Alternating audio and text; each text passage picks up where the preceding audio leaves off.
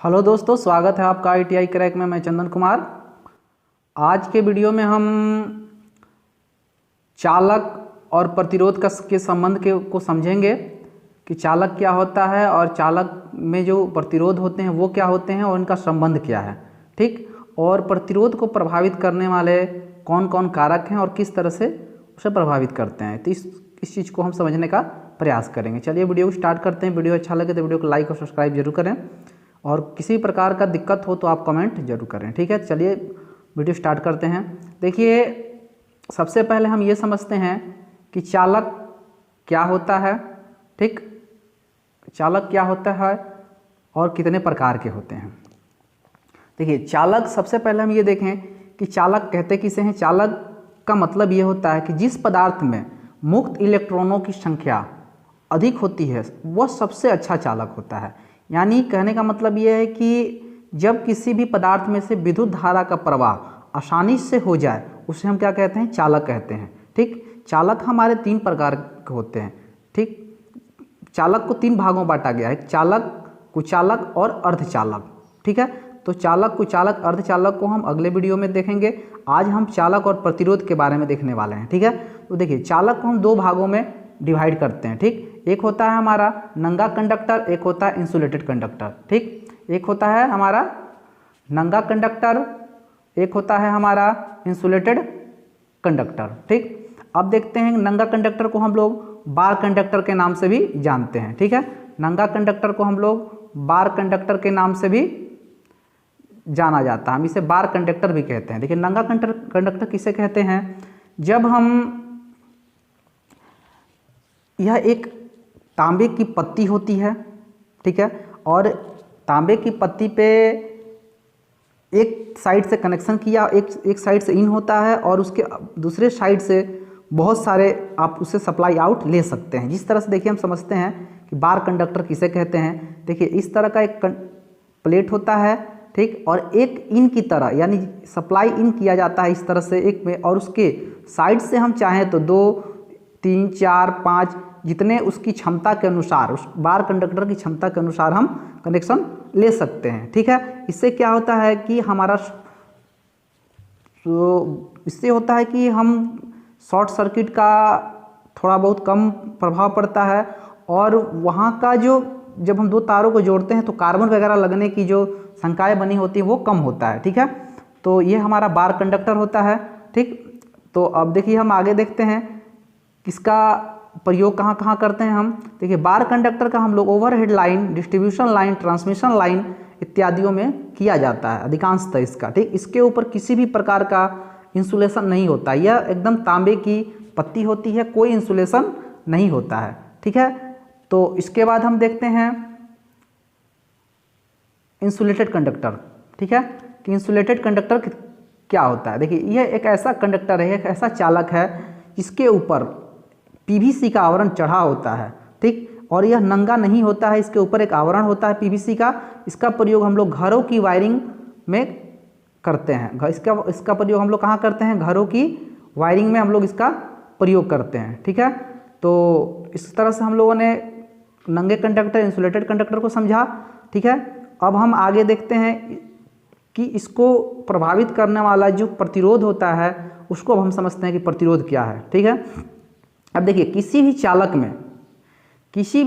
में प्रतिरोध होता है। जब वो चालक है तो प्रतिरोध होगा ही, बिना प्रतिरोध के कोई भी चालक होना असंभव है। कुछ ना कुछ प्रतिरोध उसमें होना जरूरी है, क्योंकि वो चालक है तो प्रतिरोध का उसमें होना निश्चित है।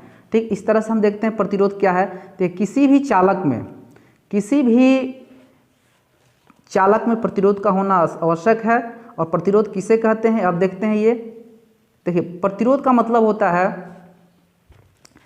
कि जब विद्युत धारा, किसी भी चालक में जब विद्युत धारा प्रवाहित होती है और उसमें वो रुकावट पैदा करे, अवरोध पैदा करे, उसे हम लोग क्या कहेंगे, प्रतिरोध कहेंगे। ठीक, यानी अवरोध, प्रतिरोध बना है हमारा अवरोध से, यानी उसके विद्युत धारा के प्रवाह में रुकावट पैदा करता है, उससे हम प्रतिरोध कहते हैं। और यह R से सूचित किया जाता है, इसे हम लोग R से सूचित करते हैं और इसका मात्रक ओम होता है। इसका मात्रक ओम होता है और इसका सिंबल यह होता है इस तरह से आप देख सकते हैं, हमने समझाया यहाँ पे एक लाइन करके ऐसे ऐसे ऐसे ऐसे करके ये, ठीक। अब देखते हैं हम चालक के प्रतिरोध को प्रभावित करने वाले कारक, ठीक है। यानी चालक के प्रतिरोध को प्रभावित करने वाले कारक कौन कौन है, चालक में जो प्रतिरोध है उसको कौन कौन से कारक प्रभावित कर सकते हैं, इस चीज़ को हम लोग देखेंगे। चलिए देखते हैं, नीचे देखिए, चालक के प्रतिरोध को 4 चीज़ें प्रभावित करती हैं। फर्स्ट है हमारा तापमान, पदार्थ की प्रकृति, लंबाई, अनुप्रस्थ काट का क्षेत्रफल। चलिए हम इसको बारी बारी से समझते हैं। देखिए इसमें क्या है कि तापमान देखते हैं, जब किसी भी प्रतिरोध का, जब किसी भी चालक का किसी भी चालक का जब तापमान बढ़ता है तो प्रतिरोध क्या होता है, बढ़ जाता है, ठीक। जब प्रतिरोध बढ़ता है तो चालकता क्या हो जाती है, घट जाती है। देखिए एक चीज़ यहाँ हम समझने का प्रयास करते हैं, जब कभी भी किसी भी कारणवश जब हम प्रतिरोध बढ़ जाता है तो वहाँ चालकता क्या होती है, घट जाती है, और चालकता बढ़ती है तो क्या होता है, प्रतिरोध हमारा घट जाता है, यानी एक दूसरे के विलोमानुपाती होते हैं, ठीक है। तो इस तरह से तापमान में हम लोगों ने देखा कि जब तापमान बढ़ेगा तो चालकता क्या हो जाएगी, घट जाएगी, और प्रतिरोध बढ़ जाएगा, यानी प्रतिरोध को प्रभावित हमारा तापमान करता है। इसके आधार पे नेक्स्ट देखते हैं हम पदार्थ की प्रकृति, ठीक है। पदार्थ की प्रकृति में क्या है कि अलग अलग पदार्थों के अपने अलग अलग गुण होते हैं। किसी पदार्थ में अच्छा चालक होता है तो उसमें प्रतिरोध की मात्रा कम होती है, कोई अच्छा चालक नहीं होता है इसलिए प्रतिरोध की मात्रा अधिक होती है। तो अपने अपने पदार्थ के अलग अलग गुण होते हैं, इस आधार पे हम पदार्थ की प्रकृति पर भी निर्भर करता है, ठीक है। उसके बाद हम देखते हैं, उसके बाद हमारा लंबाई आता है, ठीक। देखिए किसी भी चालक के जब हम लंबाई को बढ़ाते हैं तो प्रतिरोध की मात्रा हमारी बढ़ जाती है, और जब लंबाई को घटाते हैं तो प्रतिरोध की मात्रा घट जाती है, ठीक है। हमारा प्रतिरोध लंबाई पर भी निर्भर करता है, इस चीज़ को हम ध्यान देंगे, ठीक। इस तरह से क्वेश्चन बनते हैं, ठीक है। अब नेक्स्ट है हमारा अनुप्रस्थ काट का क्षेत्रफल, ठीक है। अनुप्रस्थ काट का क्षेत्रफल आप देख सकते हैं, ये अनुप्रस्थ काट का क्षेत्रफल, ठीक है।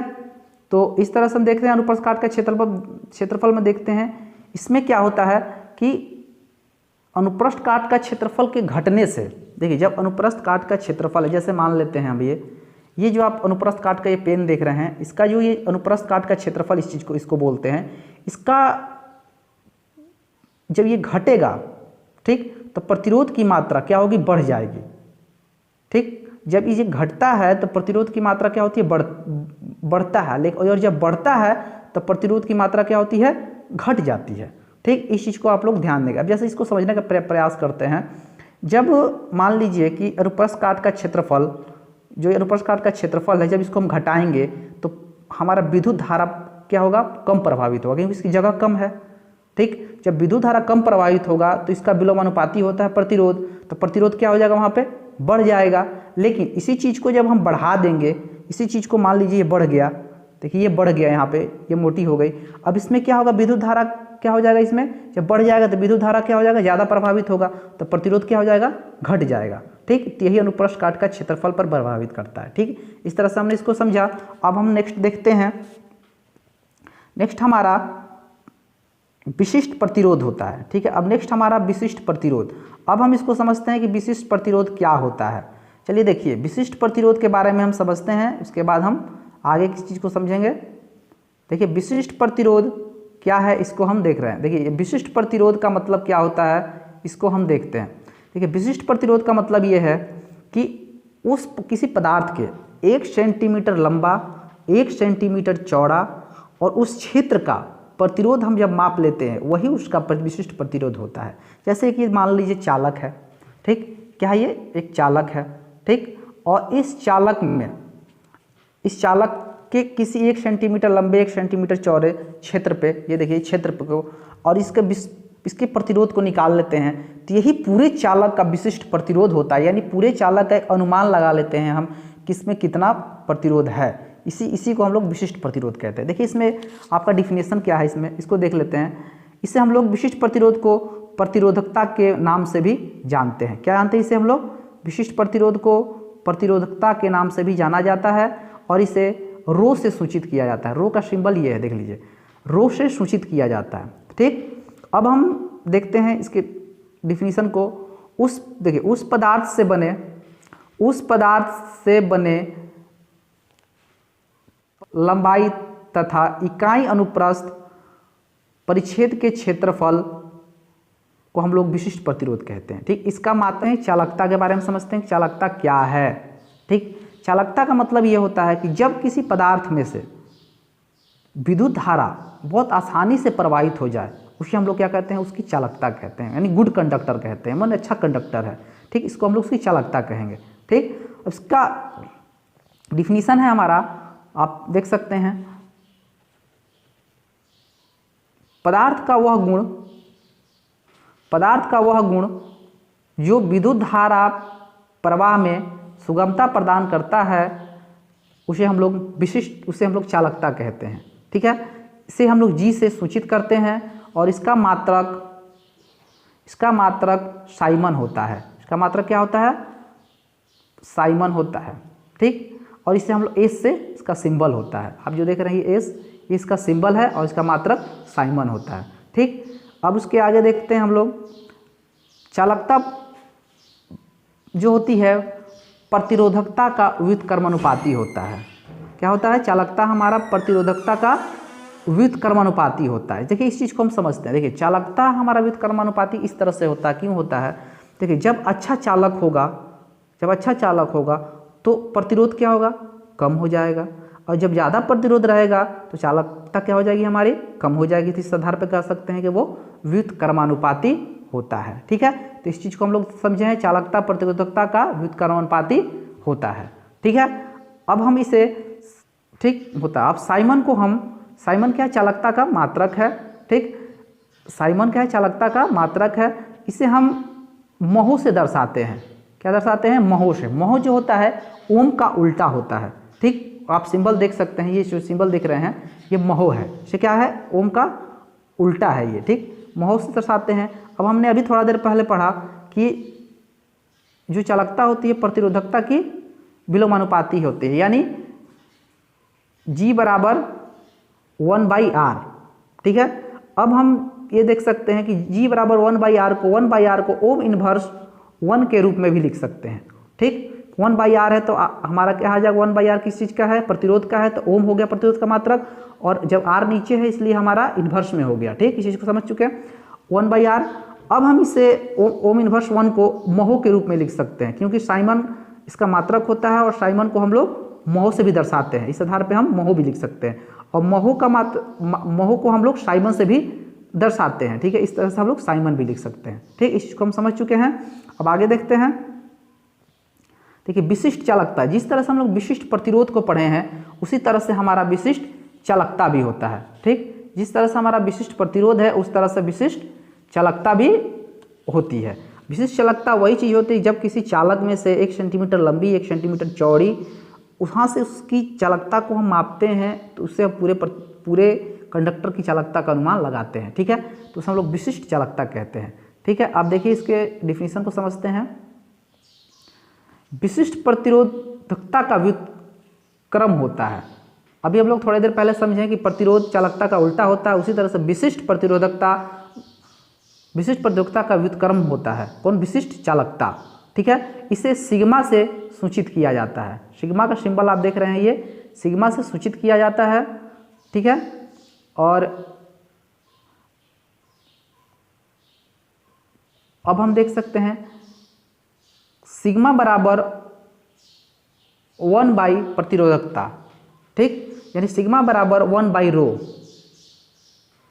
सिग्मा बराबर 1/ρ, यानी विशिष्ट चालकता विशिष्ट प्रतिरोधकता की उल्टा होती है। ठीक है, अब आगे देखते हैं इसके। देखिए, अब हम कुछ नोट इसके जो हमारे प्रतिरोध से संबंधित क्वेश्चन आते हैं एग्जामों में, इसमें हम लोग फंसते हैं, इसी को देखने का प्रयास करते हैं। देखिए, तार की लंबाई जो होती है हमारी, तार की लंबाई x गुना कर दिया जाए और प्रतिरोध x गुना हो जाएगा। ठीक, जब हमारा तार है, ठीक है, इस चीज़ को हम देख रहे हैं, अब तार की लंबाई को x गुना कर दिया जाए तो क्या हो जाएगा, प्रतिरोध हमारा x गुना हो जाएगा। ठीक, लेकिन इसे खींचकर, इसे आप जो देख रहे हैं, इसे खींचकर x गुना कर दिया जाए तो प्रतिरोध हमारा x² गुना हो जाता है। आप देख सकते हैं, जब हम इसे खींच कर करते हैं तो x² गुना हो जाता है, लेकिन जब हम प्रतिरोध, ये इसके कहने का मतलब ये है कि जब हम इसको बढ़ाते हैं तो इसका प्रतिरोध जब बढ़ा के x करेंगे तो x हो जाएगा, लेकिन इसके आयतन में बिना परिवर्तन किए इसे खींच दिया जाए, ठीक, और इसे x गुना किया जाए तो x² गुना हो जाता है। ठीक है, तो 2a। तो आगे की वीडियो में हम चालक और चालकता के बारे में, चालक और कुचालक और अर्धचालक के बारे में पढ़ेंगे। तो वीडियो अच्छा लगे तो वीडियो को लाइक और सब्सक्राइब जरूर करें।